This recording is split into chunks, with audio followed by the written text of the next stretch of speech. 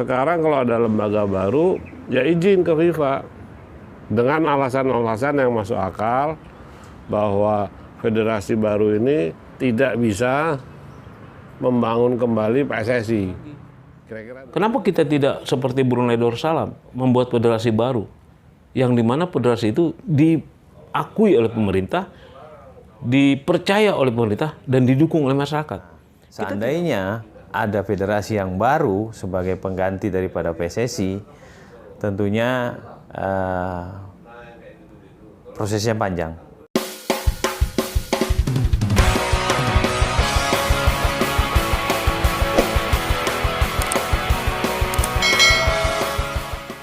Dengan adanya naturalisasi, berarti sesungguhnya PSSI sudah kembali ke NIFU, yaitu organisasi yang didirikan oleh kaum penjajah. Nah, kesadaran itu yang dilupakan oleh pengurus PSSI atau pemerintah, bahwa PSSI hari ini sudah berubah kembali dan jauh dari tujuan almarhum Suratin mendirikan namanya Persatuan Sepak Bola Indonesia. Nah, karena tujuannya sudah berubah, penghuninya pun sudah berubah, akibatnya sepak bola Indonesia bukan saja tidak berprestasi, tapi memalukan sebagai negara yang mengatakan bahwa sepak bola olahraga rakyat, kita juga mayoritas hobi bola, nonton bola, atau kita garis bawahi juga bahwa sampai hari ini kita ingin ya melahirkan intelektual sepak bola. Dia membaca visi ke depan, dia membaca perencanaan ke depan. Itu yang belum terbangun. Dengan tidak diberikan izin oleh pemerintah terhadap PSSI untuk menjalankan kompetisi, sebetulnya sudah jatuh persyaratan bahwa PSSI sudah tidak anggota FIFA lagi. Karena syarat menjadi anggota federasi atau rumah sepak bola dunia namanya FIFA, dapat menjalankan kompetisi di antara anggotanya. Kalau itu tidak dapat, berarti dia bukan anggota FIFA. Makanya kalau seperti itu, alangkah baiknya masyarakat dan pemerintah hari ini berpikir lebih jauh lagi. Kenapa kita tidak seperti Brunei Darussalam membuat federasi baru, yang dimana federasi itu diakui oleh pemerintah, dipercaya oleh pemerintah, dan didukung oleh masyarakat. Kita tidak akan bisa menghilangkan sejarah PSSI. Tapi kita berhak juga membuat sejarah baru. Kenapa? Karena kan saya salah satu orang yang 5 kali mengikuti calon ketum PSSI. 5 kali. Dan 5 kali saya juga tahu bagaimana cara pemilihannya. Kami sebagai kandidat tidak pernah diberikan untuk presentasi bagaimana konsep, bagaimana rencana, bagaimana pengalaman, dan bagaimana goalnya. Enggak. Kongres hanya sudah ditentukan siapa ketumnya, siapa wakilnya, dan siapa eskonya. Dan itu bukan terjadi sekali, berkali-kali. Apakah kita mau mengulangi lagi? Karena orang bilang mafia, saya bilang ini bandit. Kenapa? Karena selalu dia mengupayakan orang-orang populer, tanda kutip katakanlah jenderal atau orang yang berpengaruh, akan dijadikan ketum PSSI untuk apa? Untuk melindungi kepentingannya, bukan kepentingan sepak bola.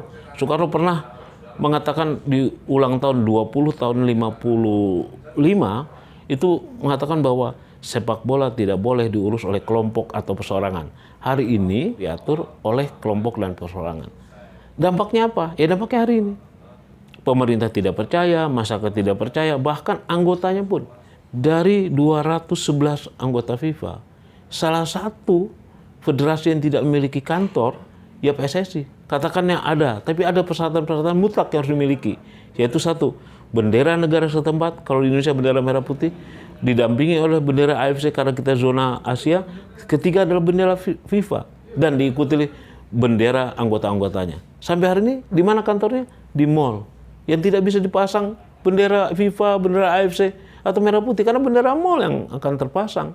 Kalaupun tidak bisa kita rubah bagaimana federasi PSSI, alangkah baiknya kita berpikir seperti federasi Brunei Darussalam. Dia bersepakat, bermusyawarah orang bolanya dengan masyarakat, mengajukan. Dan itu terima oleh FIFA. Asalkan federasi itu diakui oleh pemerintah keberadaannya.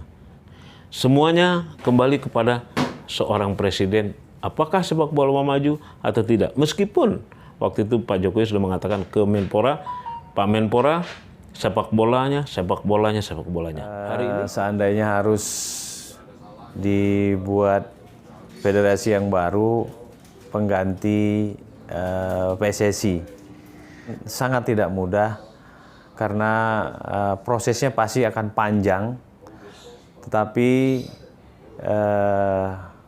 semua bergantung kepada para voter, para pemilik suara. Dan juga tentunya ada dukungan dari pemerintah, karena selama ini federasi dunia yaitu FIFA juga sudah berkomunikasi, menjalin komunikasi yang bagus dengan pemerintah. Pemilik suara yang ada sekarang ini adalah para pemilik klub. Artinya kalau pemilik klub yang bernaung di bawah federasi yang ada saat ini adalah mereka-mereka yang selama ini ada di belantika sepak bola Indonesia. Jadi kalau mereka juga tidak mendukung atau keberatan, ya pasti akan sulit. Tetapi kalau pemerintah memberi dukungan, ya semua pasti bisa terjadi. Nah, bagi inisiator daripada federasi yang baru ini, tentunya diharapkan punya grand design-nya untuk disampaikan kepada pemerintah, sehingga pemerintah akan berpikir apakah federasi sepak bola yang baru ini layak untuk digulirkan, untuk dibentuk, atau ini hanya sekedar mimpi. Bagi seorang agen pemain, federasi yang baru atau federasi yang lama itu saya pikir sama aja, karena tugas kami adalah memberi dukungan kepada setiap klub berupa suplai pemain-pemain yang diharapkan dari masing-masing klub, dari setiap klub. Tentunya pemain-pemain yang berkualitas. Jadi intinya adalah simbiosis mutualisme, sama-sama saling membutuhkan, sama-sama saling menguntungkan. Yang pertama, kalau ada organisasi atau federasi baru pengganti PSSI, itu sebetulnya pentingnya seperti apa sih? Apakah PSSI itu sudah akut, sudah tidak bisa diperbaikin, atau masih bisa diperbaikin? Nah, poin itu yang menurut gue kita harus lihat sejarah dulu lah. PSSI waktu dilahirkan oleh Insinyur Suratin dan kawan-kawan di Jogja itu tanggal 19 April 1930. Itu salah satu tonggak berdirinya PSSI itu sebagai alat perjuangan bangsa. Artinya dari para pendiri sejarah, pendiri bangsa ini, itu sepak bola menjadi salah satu pendobrak, pendorong sampai Indonesia merdeka. Itu di sepak bola. Bahkan mungkin di bidang lain ada ya, di kesenian, macam-macam ya. Tapi PSSI sebagai alat perjuangan itu valid. Nah, jika itu dirubah, berarti sejarah berdirinya PSSI hilang. Kalau pakai federasi dengan nama baru ya, itu pengaruhnya federasi PSSI hilang dengan nama baru. Itu yang gue lihat ke sana. Nah, tapi pernah terjadi, tetapi itu akal-akalan PSSI saja. Ketika gerbong Johar Arifin dan Farid Rahman sebagai ketua umum yang baru menggantikan Nurdin Halid dan Nirwan Bakri di Kongres 2011 di Solo, ujuk-ujuk ada gerbong yang menamakan KPSI, Komite penyelamatan sepak bola Indonesia. Yang melakukan dan yang membangun kelompok KPSI itu orang-orang yang tidak setuju dengan cara-cara rejim baru dari Johar sama Farid. Itu salah satunya dalam memutar Liga Indonesia. Sehingga di rapat-rapat lembaga pengelola klub profesional tiba-tiba banyak yang membelot, terus pengurus Esko juga membelot, beberapa yang dikomandanin sama Lanyala itu mendirikan KPSI. Itu sebetulnya FIFA dikibulin saat itu ya.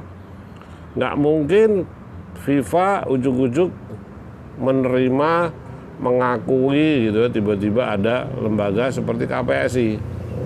Tetapi karena gerbongnya Johar Arifin ini nggak paham organisasi, dia menurut gue waktu itu dia cuman boneka lah, nggak ngerti organisasi, nggak mengerti mengelola sepak bola seperti apa, sehingga ketika ada manuver kelompok KPSI yang dipublish seolah-olah KPSI itu diizinkan oleh FIFA, itu salah. Nah, sejarah itu yang menurut gue kalau diupdate bahwa nanti nih kalau KPSI waktu itu ngibulin FIFA, sekarang kalau ada lembaga baru ya izin ke FIFA dengan alasan-alasan yang masuk akal bahwa federasi baru ini sudah tidak bisa membangun kembali PSSI. Kira-kira begitu, dengan gaya, karakter, sama orang-orang yang nggak bisa disingkirkan. Nah, itu pun KPSI harus didukung oleh pemerintah. Jadi nama apapun, kan ini ada sejarah KPSI. KPSI itu seolah-olah direstuin, padahal dia tidak melaporkan.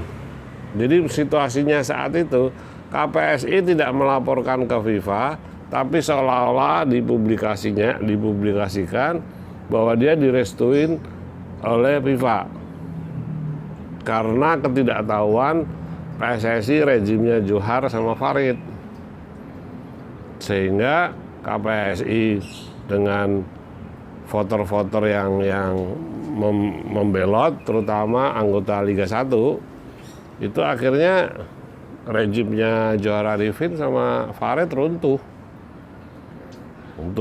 Tapi itu cuma sebatas perebutan kekuasaan saja, bahwa habis itu mereka membangun pembinaan, itu juga enggak sampai hari ini. Federasi baru dengan nama baru di luar PSSI itu sebetulnya kalau mau melihat situasi sepak bola saat ini, itu ya nomor 4, nomor 5 lah. Nomor 1 menurut gua yang paling benar-benar bisa dijalankan itu kalau lembaga pemerintah ikut campur. Menpora. Jadi ada alasan yang selalu keluar di medsos atau di media-media mainstream bahwa pemerintah tidak memberi izin, polisi tidak memberi izin, bla bla bla gitu ya. Selalu yang disalahkan polisi, pemerintah, karena polisi itu didirikan oleh pemerintah dan negara Indonesia, ya kenanya juga negara pemerintah Indonesia. Tapi gitu, menurut gue nih, di balik itu, kenapa kompetisi Liga 1, Liga 2, Liga 3 atau yang amatir tidak bisa digulirkan oleh lembaga Polri? Itu sebetulnya kalau yang tersirat nih, sebetulnya para pemilik suara itu berontak dong. Menurut gue nih yang tersirat dari pemerintah udah nggak suka lagi dengan cara-cara gerbongnya Iwan Bule dan kawan-kawan. Jadi yang tersirat, ini loh, gue ibaratnya tuh gue sebagai Jokowi lah, gue benci nih sama PSSI. Ayo dong, voter ganti dong mereka semua. Kan gue udah kasih semuanya komplit. Ada inpres, semuanya lah gitu. Tapi mereka nggak bisa mengerjakan itu. Bukan berarti polisi yang salah atau pemerintah yang salah. PSSI sekarang nggak bisa menjalankan itu. Nggak pernah tahu sepak bola, nggak pernah ada di lingkungan sepak bola, nggak tahu apa itu sepak bola, nggak pernah Iwan Bule nggak pernah punya klub, nggak pernah ada di organisasi klub. Kalau dia paham soal manajerial aja, leadershipnya dapat aja, mungkin orang masih bisa. Ini leadernya aja nggak keluar, pusing. Iwan Bule kemarin ketika liga tidak diberi izin sama polisi, dia mikirin tim nasional aja, U19 ya, yang mau disiapkan ke Piala Dunia. Giliran dibatalkan oleh FIFA, dia nggak bisa lagi mikirin liga. Nah itu bahaya. Jadi menurut gue ya, voter sama esko yang nggak setuju sepak terjangnya Iwan Bule berontak, melakukan negosiasi, mengumpulkan semuanya. Ayo kita saatnya bekerja sama dengan pemerintah. Karena kalau masih dikelola oleh mereka,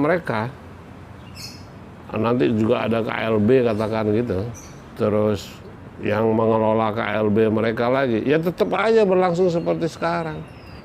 Pemerintah harus ditandem sama orang-orang yang paham politik bola. Satu, ketika dia menunjuk, membangun atau membentuk komite normalisasi seperti tahun 2011, itu harus dikawal sama orang-orang independen. Jangan sampai ketika komite normalisasi ditunjuk oleh pemerintah, ternyata yang ditunjuk orang mereka semua lagi. Suka nggak suka, gum-gumelar saat itu. Orang boleh di luar yang nggak tahu pasti bilang netral, dia jenderal, tentara, bla bla bla. Tapi kalau lihat turunannya, dia ada di blok rejim sana, rejimnya Nurdin Halid dan Nirwan Bakri.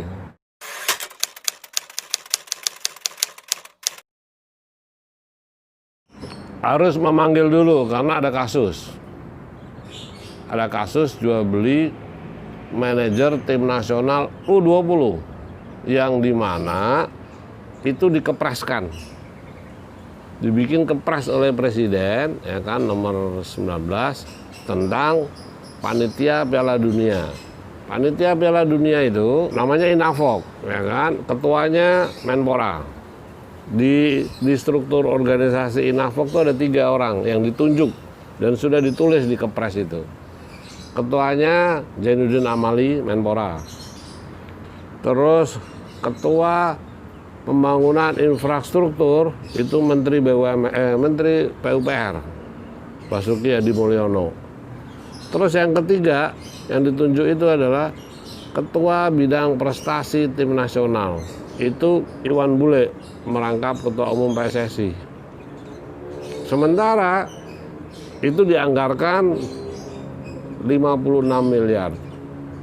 Tiba-tiba di timnya Iwan Bule bikin cari duit receh nih, kebongkar jual beli manajer tim itu nilainya 2 miliar baru dibayar 1 miliar, dan itu sepengetahuan Iwan Bule. Ini cacat.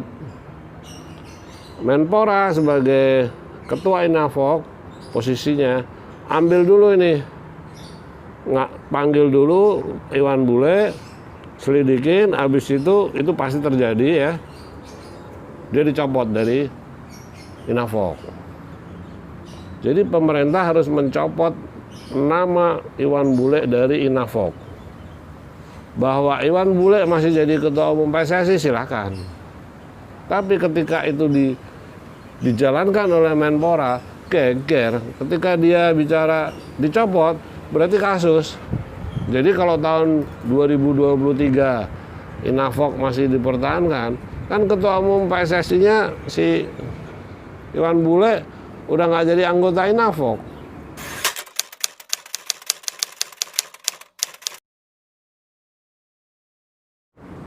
Pertama, Zainuddin Amali nggak punya nyali untuk memutuskan sesuatu seperti Imam Nahrawi ketika membekukan PSSI tahun 2015. Itu yang pertama. Secara politis, Zainuddin Amali itu adalah Golkar, ya kan? Sementara di PSSI itu nyaris gerombolannya adalah Golkar juga. Jadi secara politis ada dua itu. Yang satu nggak bernyali, nggak punya wawasan, ya kan, mau berani memutuskan itu. Yang kedua masalah kepartean.